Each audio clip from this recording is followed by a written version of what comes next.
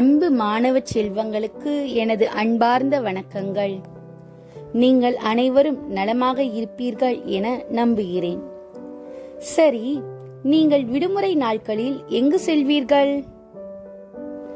ஆம், உங்களுடைய பாட்டி தாத்தா வீடுகளுக்கு அல்லது அத்தை மாமா வீடுகளுக்கு பயணம் செல்வீர்கள் அல்லவா? அது போன்றே நாம் இன்று பார்க்க இருக்கும் இப்பாடத்தில் கயலினி என்ற சிறுமி தன்னுடைய பாட்டியின் வீட்டிற்கு செல்கிறாள். அங்கு அவள் என்னென்னெல்லாம் பார்க்கிறாள் என்பதை அவளோடு சேர்ந்து நாமும் பார்க்கலாமா?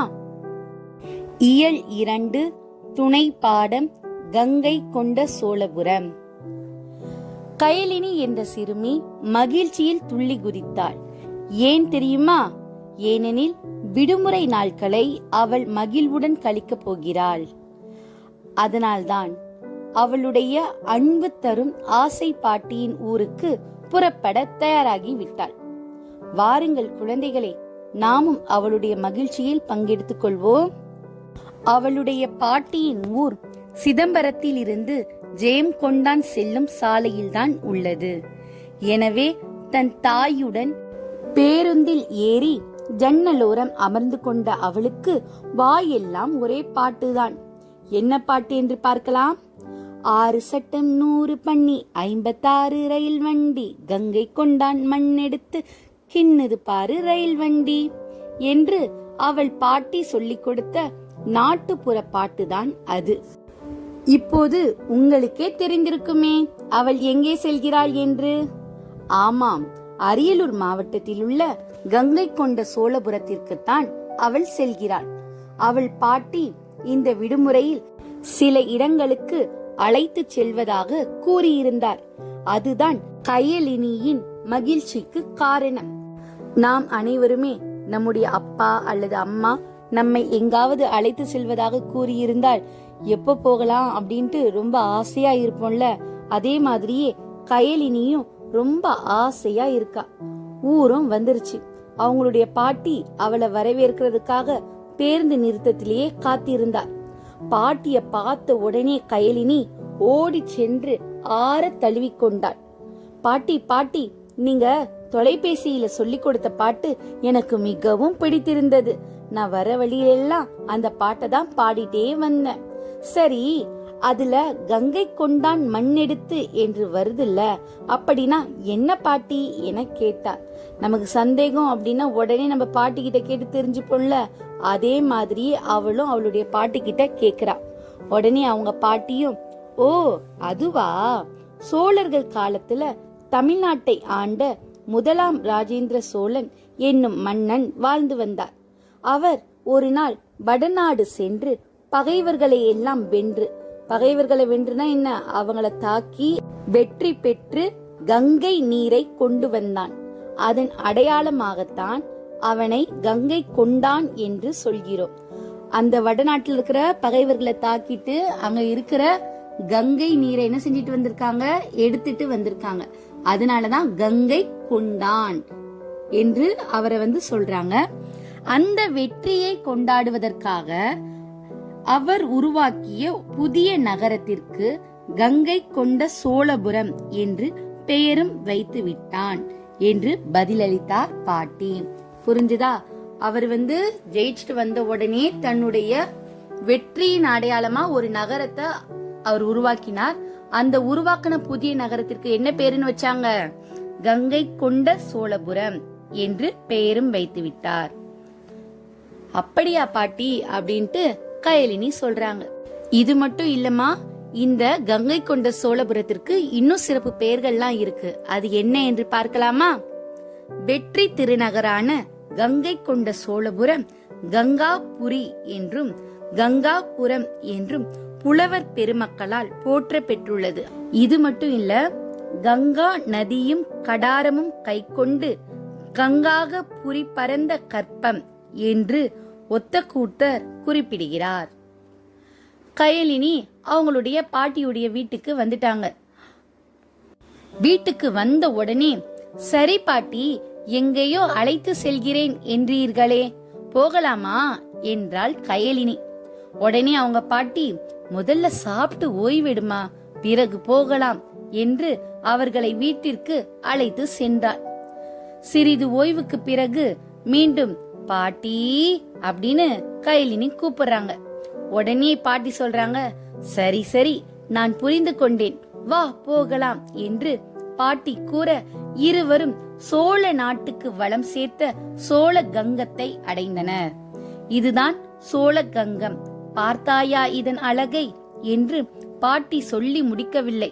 அதற்குள் கயலினி, பாட்டி இது என்ன பொன்னேரின்னு எழுதியிருக்கு, நீங்க சோழ கங்கம்னு சொல்றீங்க என்று கேட்டாள்.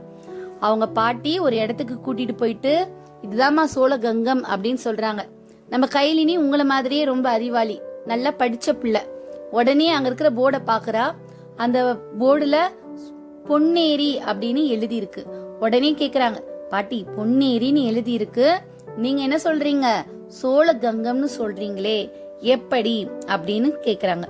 உடனே அவங்க பாட்டி சொல்றாங்க, ஆமாமா, இது சோழ கங்க பேரேரி தான், ஆனால் இன்று இது பொன்னேரின்னு பெயர் மாறி இருக்கு.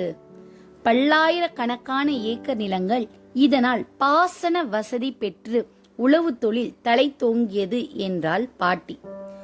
அதாவது இந்த ஏரி மூலம்தான் பல்லாயிரக்கணக்கான ஏக்கர் நிலங்கள் தண்ணீர் வசதி பெற்று விவசாயம் என்ன ஆயிடுச்சா, செழித்தோங்க உதவியா இருக்கு அப்படின்னு இந்த பொன்னேரியினுடைய சிறப்பை பாட்டி சொல்றாங்க. இந்த ஏரிய பார்த்த உடனே கயலினிக்கு மலைகளும் குன்றுகளும் இல்லாத சமவெளியில் 16 கல் தொலைவு வரை வலிமையான உயரமான கரைகளை கட்டி நீண்ட கால்வாய் வெட்டி தண்ணீரை பள்ளத்தாக்கிலிருந்து மேட்டிற்கு கொண்டு ஏரியில் தேக்கி வைத்ததை கற்பனையில் கூட எண்ணி பார்க்கவே கயலினிக்கு கடினமாகத்தான் தோன்றியது. ஆமா தானம்மா, மேட்டிலிருந்து பள்ளத்துக்கு தண்ணி வர்றது ரொம்ப ரொம்ப எளிது. ஆனா பள்ளத்துல இருக்கிற தண்ணீரை மேட்டுக்கு கொண்டு அந்த ஏரியில தேக்கி வைக்கணும். அப்படி தேக்கி வைத்தாதான் வெயில் காலத்துல அந்த தண்ணீரை என்ன செய்ய முடியும், விவசாயத்துக்கு பயன்படுத்த முடியும். அப்போ அந்த சோழ மன்னன் எவ்வளவு திறமசாலியா இருந்திருந்தா இந்த மாதிரியான ஒரு ஏரிய அவரு வடிவமைச்சிருப்பாரு என ரொம்ப வியப்பா இருந்தது. பாட்டி, இது அவ்வளவு எளிமையான செயலன்று என்று சோழர்களின் நீர்ப்பாசன முறையை எண்ணி வியப்புற்றாள். இப்படி இவங்க இருவருமே பேசிக்கொண்டு கங்கை கொண்ட சோழபுரத்தை அடைந்தனர். சரி, கங்கை கொண்ட சோழபுரத்துல அவங்க என்னென்னலாம் பாக்குறாங்க, அங்க என்னென்ன சிறப்பான விஷயங்கள்லாம் இருக்கு அப்படிங்கறத நம்ம பின்வரும் காணொளி காட்சியில் பார்க்கலாம். கயலினியும் அவளுடைய பாட்டியும் கங்கை கொண்ட சோழபுரத்தை அடைந்தனர். கோவிலை பார்த்தவுடன் இதுவும் தஞ்சை பெரிய கோவில் போன்ற அமைப்பிலேயே உள்ளதே என்று வியப்புடன் கேட்டாள் கயலினி. ஆமம்மா, இருந்தாலும் இக்கோவில் ராசேந்திரனின் தந்தை ராஜராஜ சோழன் கட்டிய தஞ்சை பெரிய கோவிலை விட உயரம் குறைவானதுதான் என்றாள் பாட்டி. அது என்ன பாட்டி என்று கோவிலின் விமானத்தை பார்த்து கேட்டாள் கயலினி. அதற்கு பாட்டி, அதுதான் விமானம், அங்கே பார், விமானத்தின் உச்சியில் பொருத்தப்பட்டுள்ள மிக பெரிய வட்ட வடிவ கல், அது 34 அடி குறுக்களவு கொண்டது. மேலும் இது ஒரே கல்லால் அமைக்கப்பெற்ற விமானம் என்று கூறி கயலினியை வியப்படைய செய்தாள் பாட்டி. அந்த கோவிலின் விமானத்தை பார்த்தவுடனே ரொம்ப ஆச்சரியமா கயலினி கேக்குறாங்க. அதற்கு பாட்டியும் பதில் சொல்றாங்க. அத பார்த்துட்டே இருக்கும்போது நந்தி சிலையை காட்டி, பாட்டி அதோ பாருங்கள் நந்தி, இது கல்லால் செதுக்கப்பட்டது தானே என்று கூறிக்கொண்டே ஓடி போய் அதனை தொட்டு பார்த்தாள். உடனே அவங்க பாட்டி சொல்றாங்க, இல்லம்மா, இது முழுவதும் செங்கற்களால் கட்டப்பட்டது என்று சொன்னாங்க. அப்படியே அழகு மிளிர்ந்த சிலைகளை கண்டபடி உள்ளே சென்றாள் கயலினி. என்ன பாட்டி, கோவிலின் வாயில் இவ்வளவு உயரத்தில் உள்ளதே என்றாள். உடனே அவங்க பாட்டி சொன்னாங்க, ஆமாம்மா, எல்லா கோவிலின் வாயில்களை காட்டிலும் தரை மட்டத்தில் இருந்து 20 அடி உயரத்தில் இருப்பதே இதன் சிறப்பு என்று கூறி அவளை உள்ளே அழைத்து சென்றாள். படியை கடந்து ஏறியதும் வாயிற்காவலர் சிலைகளை கண்டு களித்தாள் கயலினி. அவற்றை பார்த்ததும் அவளுக்கு அடக்க முடியாமல் சிரிப்பு பொங்கியது. அந்த சிலைகளை பார்த்த உடனே அவளுக்கு எப்படி இருந்ததா, ரொம்ப சிரிப்பா இருந்ததா. பக்கத்திலே தூண்களிலும் கோவில்களிலும் இருந்த சிற்ப கலைகளை கண்டு களித்தாள் கயலினி. கோவிலின் வடக்கு பக்க நுழைவாயிலின் இரு பக்கங்களிலும் உள்ள கலைச்செல்வி மற்றும் சண்டேஸ்வர அனுகிரக மூர்த்தி ஆகிய சிற்பங்கள் உலக புகழ் பெற்றவை என்பதை பாட்டியின் மூலம் அறிந்து கொண்டார். அப்படியே கோவிலை சுத்தி காட்டுறாங்க பாட்டி. அங்க இருக்கிற சிலைகளுடைய பெயர்கள் எல்லாம் சொல்லி என்ன என்ன அப்படின்னு சொல்லி கயலினிக்கு என்ன சொல்றாங்க, விளக்கத்தை அளிக்கிறாங்க பாட்டி. அப்படியே அவங்க பார்த்துக்கிட்டு வந்துட்டு இருக்கும் போதே, பாட்டி இங்கே பாருங்க, சிங்கம் வடிவத்தில் இருக்கும் இந்த சிற்பத்தின் வயிற்றிலே ஒரு வாயில் இருக்கிறதே என்றாள். அதற்கு பாட்டி, அதுதான் சிங்கமுக கிணறு என்றாள். எனது சிங்கத்தின் வயிற்றுக்குள் கிணறா என்று தன் இரு கைகளையும் கன்னத்தில் வைத்தபடி சோழர்களின் கலையை எண்ணி வியந்தாள். ஆமாதான, ஒரு சிற்பம் அழகா இருக்கேன்னு அதனுடைய அழக பார்த்தா அந்த சிற்பத்தின் வயிற்றுக்குள்ள என்ன இருக்கு, கிணறு இருக்கு. அத பார்த்த உடனே அவளுக்கு ரொம்ப ஆச்சரியமா இருந்தது.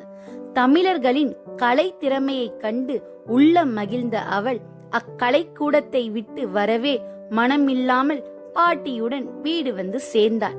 அங்கிருந்த அனைத்து சிற்ப கலைகளையும் பார்த்து மகிழ்ந்த அவளுக்கு வீட்டுக்கு போக மனமே இல்ல. இருந்தாலும் அவங்களுடைய பாட்டி கூப்பிடுறதுனால கயலினி தன்னுடைய பாட்டியோட வீட்டுக்கு போறாங்க. என் அன்பு மாணவ செல்வங்களே, நீங்களும் கயலினியோடு அருமையும் பெருமையும் மிக்க கங்கை கொண்ட சோழபுரத்தை சுற்றி பார்த்து விட்டீர்களா? இப்பொழுது உங்களுக்கும் மகிழ்ச்சிதானே? இப்படிப்பட்ட இந்த கங்கை கொண்ட சோழபுர சிற்பங்கள் தமக்கென ஒரு தனி இடத்தை இந்திய சிற்ப வரலாற்றில் பெற்றுள்ளன. கலையழகும் புது பொலிவும் கொண்ட சிற்ப கூடமாகவே கங்கை கொண்ட சோழபுரம் அமைந்துள்ளது. எனவேதான் யுனெஸ்கோ நிறுவனம் உலக பாரம்பரிய சின்னமாக கங்கை கொண்ட சோழபுரத்தை அறிவித்துள்ளது. இது நம் அனைவருக்கும் பெருமைதானே? பாடம் உங்களுக்கு புரிந்திருக்கும் என நம்புகிறேன். நன்றி.